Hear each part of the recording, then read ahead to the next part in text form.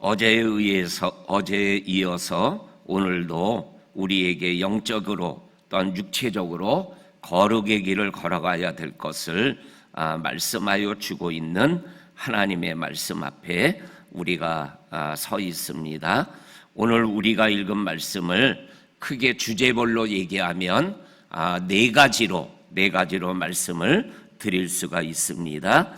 첫째는 성적 타락이 어디까지 이어지는가라는 것을 오늘 성경은 우리들에게 분명하게 말씀하고 있는 것을 읽어보게 되어집니다. 특별히 21절에 보게 되면 너희 자녀를 몰렉에게 주어 불로 통과하게 하려 함으로 내 하나님의 이름을 욕되게 하지 말라. 나는 여호와이니라. 그래서 오늘 이 말씀을 통해서 자녀를 우상에게 주는 것, 그것은 우상 숭배일 뿐만 아니라 음란한 일이다, 이렇게 말씀하여 주고 계십니다. 이 말씀과 연결된 말씀이 예레미야 32장 35절에 이렇게 기록되어 있는 것을 읽어보게 되어집니다. 심논의 아들의 골짜기에 바알의 신당을 건축하였으며 자기들의 아들들과 딸들을 몰렉 앞으로 지나가게 하였느니라. 그들이 이런 가증한 일을 행하여 유다로 하여금 범죄하게 하였도다 라는 말씀이 나옵니다. 여기에 아들과 딸들을 몰렉 앞으로 지나가게 하여서 가증한 일을 행하였다. 그래서 아들은 여자와 교접하고 또한 딸은 남자와 교접함으로 인해서 하나님 앞에 우상숭배뿐만 아니라 음란한 죄를 짓는 이러한 모습을 오늘 성경이 분명하게 지적하고 말씀하고 계십니다. 두 번째로는 22절에 너는 여자와 동침한 같이 남자와 동침하지 말라. 이는 가증한 일이니라. 동성애를 얘기하는 거죠. 남자와 남자가, 여자와 여자가 성적 관계를 갖는 이 영적 타락의 길, 그리고 음란한 길을 우리들에게 말씀하고 계십니다. 22절의 모습이 오늘 한국 사회에서 버젓하게 일어나고 있습니다. 예를 들면 이 퀴어 축제라는 것을 통해서 음란한 이것을 문화라는 가면을 쓰고 시청 광장 앞에서, 그리고 우리 제주도에도 광장 앞에서 문화축제라는 이름으로 버젓하게 일어나고 있어요. 얼마 전에 서울시청 앞에서 행사를 할 때 몇 달 전에 우리나라에 미국 대사로 오신 분이 동성애자예요. 그래서 그분이 그 행사에 시청 앞 광장에 나와서 동성애자 여러분들을 축하합니다, 이러한 축하 메시지를 미국 대사가 공개적으로 선언하고 있는 모습을 뉴스를 통해서 접하게 됩니다. 이 동성애가 공개적인 행사가 되어버리고 말았어요. 더 나아가서 우리 아들들이 군대가 있는 군대에서, 남자들이 대부분이잖아요. 여자 군인들도 간혹 있지만은 대부분인데, 남자와 남자가 서로가 허락해가지고 성관계를 가지면 이거는 죄가 안 된다라는 거예요. 성적인 타락이 어디까지 왔느냐? 이 동성애가 죄가 아니다라는 데까지 왔어요. 근데 오늘 성경은 뭐라 그래요? 동성애는 죄다. 그런데 오늘 우리가 뽑아준 국회의원들이 헌법을 뭐라고 바꾸려고 그래요? 차별금지법. 좋은 거 많이 있어요. 근데 거기에 끼어 넣어가지고 동성애를 죄라고 얘기하고 혐오스럽다고 얘기하면 법적으로 처벌하겠다라는 법을 통과시키려고 해요. 법적으로 동성애를 인정할 뿐만 아니라 동성애를 조장하고 동성애를 확장시켜 나가는 이러한 일들을 우리가 살아가는 대한민국에서 지금 일어나고 있다라는 거예요. 더 나아가서 이 동성애의 타락이 어디까지 가냐면 23절에 보면 너는 짐승과 교합하여 자기를 더럽히지 말고 여자는 짐승 앞에 서서 그것과 교접하지 말라. 이는 문란한 일이다. 사람끼리의 성적 타락을 뛰어넘어서 짐승과 사람이 성적 관계를 갖는다라는 거예요. 이게 오늘날 한국 사회에서도 우리가 알지 못하지만 일어나고 있다라는 거예요. 이러한 성적 타락의 모습을 오늘 우리가 살아가는 세상 속에 일어나는 이 죄악된 모습을 성경이 오래전에 인간의 죄성을 지적하며 이러한 죄악에 빠지지 말라고 말씀하여 주고 계셔요. 그러면 왜 이러한 성적인 타락에 빠지지 말아야 되느냐? 오늘 성경에서 두 번째로 성적 타락에 대해서 왜 성적 타락에 빠지면 안 되냐? 5가지를 얘기합니다. 25절에 악이기 때문에, 17절에 악행하기 때문에, 이 성적 타락은 악한 행동이기 때문에 그렇다라는 거예요. 창세기 39장에 보면 요셉이 보디발의 아내의 유혹을 받아요. 그때 요셉의 입에서 나온 고백이 뭐예요? 내가 어찌 이 큰 악을 행하여, 이렇게 보디발의 아내에게 소리를 지르며 침실에서 도망 나가는 요셉의 모습을 성경에서 만나게 돼요. 큰 악이 바로 이 성적인 타락이라는 겁니다.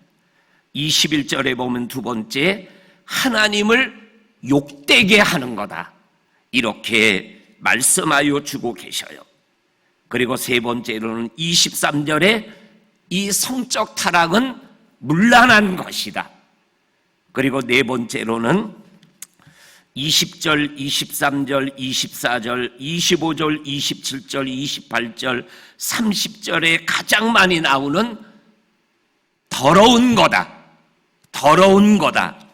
그리고 다섯 번째로 22절, 26절, 27절, 29절, 30절에 나오는 가증한 일이다. 이 성적 타락은 더러운 거고 가증한 거고 문란한 거고 하나님을 욕되게 하는 거고 그리고 큰 악을 저지르는 것이기 때문에 거기에 빠지면 절대로 안 된다고 오늘 성경이 우리에게 말씀하여 주고 계십니다. 큰 세 번째로, 그러면 이 성적 타락의 결과가 뭐냐? 오늘 성경에서 여러 번 아까도 말씀드렸지만 인생이 더러워져요. 그런데 오늘 성경 말씀에 보면 자기만 더러워지는 게 아니라 땅을 더럽힌다 그래요. 그리고 족속들을 더럽힌다. 24절 말씀에 보면 너희는 이 모든 일로 말미암아 스스로 더럽히지 말라. 내가 너희 앞에서 쫓아내는 족속들이 이 모든 일로 말미암아 더러워졌다. 25절에 그 땅도 더러워졌다. 저지르는 사람도 더러워지고 땅도 더러워지고 죄를 진 사람뿐만 아니라 그 사람이 함께 더불어 살아가는 공동체가 악해져 버리는 그러한 모습을 우리들에게 말씀하여 주고 계십니다. 그 다음에 두 번째로 성적 타락의 결과가 뭐냐? 25절과 28절에 보면 25절을 다시 읽습니다. 그 땅도 더러워졌으므로 내가 그 악으로 말미암아 벌하고 그 땅도 스스로 주민을 토하여 내느니라. 28절에도 너희도 더럽히면 그 땅이 너희가 있기 전 주민을 토함같이 너희를 토할까 하노라. 성적 타락의 결과는 토해냄을 당하는, 땅의 저주를 받는 그러한 인생을 살아가게 되어진다라고 말씀하여 주고 계십니다. 그리고 마지막 세 번째로 성적 타락의 결과는 25절에 보니까는 25절 중간에 내가는 하나님입니다. 하나님이 그 악으로 말미암아 벌하리라. 하나님의 심판, 하나님의 저주, 하나님의 멸망이 임하는 인생이 되어진다라고 말씀하여 주고 계십니다. 이 말씀을 묵상하며 성경에 나오는 두 가지 사건이 기억이 났어요. 하나가 뭐냐면 압살롬이 반란을 일으켰잖아요. 그랬더니 다윗에 있었던 그 전략가 아히도벨이 압살롬 편으로 들어갔어요. 그때 다윗이 압살롬이 나를 떠나 압살롬에게 갔으니 이제 나는 끝났구나 라는 생각과 함께 도망가며 하나님께 이렇게 기도하잖아요. 하나님, 아히도벨의 모략이 쓸모없게 해주세요. 그렇게 기도를 해요. 근데 그 모략 중에 하나가 뭐냐면 두 가지예요. 하나는 나에게 군사 12,000명을 주면 오늘 밤에 다윗의 목을 왕에게 바치겠습니다. 두 번째가 뭐냐면 모든 사람이 보는 앞에서 다윗의 후궁을 왕의 여자로 갖는 성적인 행위를 가지세요. 그렇게 얘기를 해요. 그런데 이러한 모습이 또 어디에 나오냐면 다윗이 죽게 됐어요. 후임 왕을 선임해야 되는데 맏아들인 아도나이가 내가 왕이다 라고 하니까는 요압과 아비아달이라는 제사장이 그쪽의 편에 서요. 그 얘기를 듣고 사독과 밧세바가 다윗에게 가서 얘기를 하니까 다윗이 솔로몬을 왕으로 세워요. 그때 왕이 못된 형이 밧세바에게 가서 뭐라고 그리냐면 내가 왕이 되는데 왕이 되지 못했으니까는 대신 아버지의 후궁으로 있었던 아비새라는 여자를 내게 주세요. 그렇게 얘기하는 거예요. 그러니까 밧세바가 다윗에게 그 일을 부탁해요. 그랬더니 솔로몬 왕이 어머니에게 버럭 화를 내면서 어머니, 이 면류관 왕권을 형님에게 주라고까지 저에게 부탁하지. 그러면서 하는 말이 아버지의 여자를 자기의 여자를 삼고자 하는 형님을 살려둘 수가 없습니다. 그리고 그 아도나이를 목을 베어 죽이는 일이 있어요. 압살롬도 죽었죠. 아도나이도 죽어요.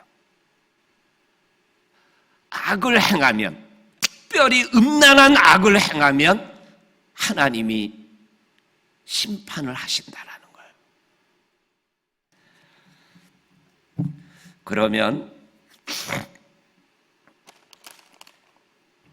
마지막으로 네 번째, 성적 타락에서 벗어나는 길이 뭐냐? 그것이 세 가지인데, 첫째가 24절에 스스로 더럽히지 않는 거예요. 이 음란한 길로 내 스스로가 가지 않도록 노력을 하는 거예요. 두 번째로는 26절과 30절에 하나님의 법도를 따르고 지키는 거예요. 이 말씀은 어제 우리가 함께 나눴던 5절, 4절과 5절에도 나오는 거죠. 애굽의 풍속과 법도를 지키고 따르지 말고 들어갈 가나안 땅의 풍속과 법도를 지키고 따르지 말고 하나님의 법도를 따르고 지켜라, 그렇게 말씀하셨죠. 그런데 오늘도 26절 30절에서 하나님의 법도를 따라 지켜라.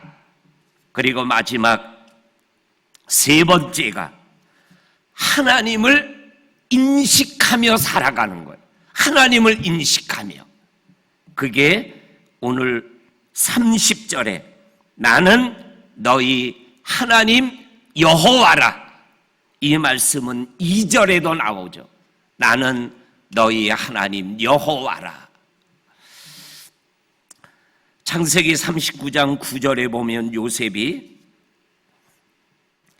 보디발의 아내에게 유혹을 받을 때 아까 말씀드렸지만 내가 어찌 큰 악을 행하여, 그 다음에 나온 말씀이 뭐예요? 하나님 앞에 죄를 범하리이까. 그리고 도망 나가요. 큰 악을 행하여 어찌 하나님 앞에 득죄하리이까. 나는 아무도 보지 않지만 요셉은 하나님을 의식했어요. 하나님이 보고 있다라는 것을 의식하고 있었던 거죠. 음란한 죄는 정말 양심의 화인을 맞은 사람 아닌 이상 몰래 하잖아요. 보지 않는 데에서. 그런데 뭐예요? 하나님이 보신다라는 거예요. 저와 성도님들이 믿음의 길을 걸어가며 하나님의 거룩한 신부의 길을 이 땅에서 생활해 나가며 이러한 모습들이 우리의 가정, 우리의 자녀들에게 엄습하지 못하도록 우리가 믿음의 길에서 잘 감당하며 영적인 울타리의 역할을 감당하는 저와 성도님들이 될 수 있기를 주의 이름으로 간절히 축원합니다. 아멘. 하나님 아버지 감사합니다. 어제와 오늘 우리들에게 거룩하라, 거룩하라, 성결하라, 성결하라라고 계속 말씀하시는 하나님의 말씀 앞에 아멘하며 나도 이 영적 타락과 음란 앞에서 나를 지킬 수 있게 하시고 내 자녀와 가정과 교회가 음란 앞에서 무너지지 아니하도록 성령님 역사하시고 도와주시옵소서. 오늘도 우리의 삶의 모든 것 되시는 주님 바라보는 성도들 한 분 한 분을 축복하시는 예수님 이름으로 기도합니다. 아멘.